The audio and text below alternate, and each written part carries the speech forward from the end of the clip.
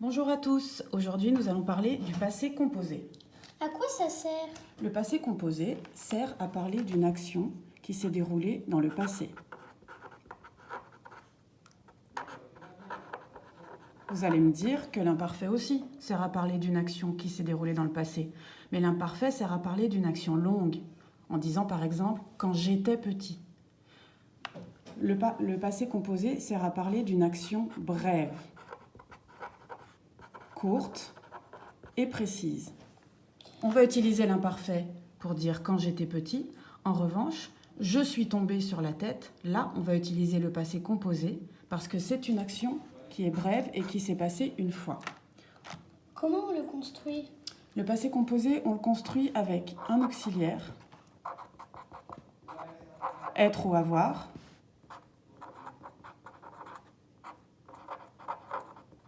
et le participe passé du verbe.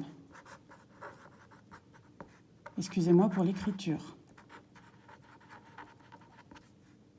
Par exemple, j'ai mangé. L'auxiliaire avoir ici est conjugué au présent. Tu es parti. L'auxiliaire être ici est conjugué au présent également. Auxiliaire être ou avoir?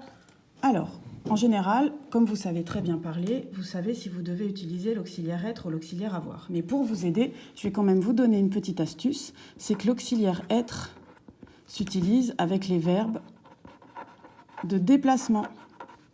Par exemple, je suis allé, je suis parti, je suis rentré, nous sommes revenus. Comment on accorde? Alors, avec l'auxiliaire avoir, on n'accorde pas le participe passé.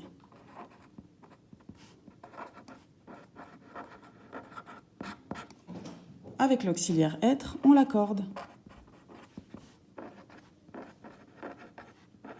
Par exemple, nous sommes allés. Je vais mettre un S à aller, car c'est nous qui sommes allés, et ici j'ai l'auxiliaire être. Attention, avec l'auxiliaire avoir, ça c'est plutôt pour les CM2, on n'accorde pas, sauf quand l'objet est placé avant le verbe. C'est-à-dire que si je dis « j'ai mangé une pomme », oulala, mon écriture, pardon, c'est un peu périlleux.